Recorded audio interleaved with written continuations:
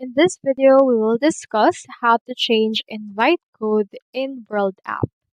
So typically, if you actually already registered to the World app and you have your World ID, even if you're not verified, it actually be locked in right there. It seems that once you set or redeem a code, it will be locked and you won't be able to change the code that you have for that as well.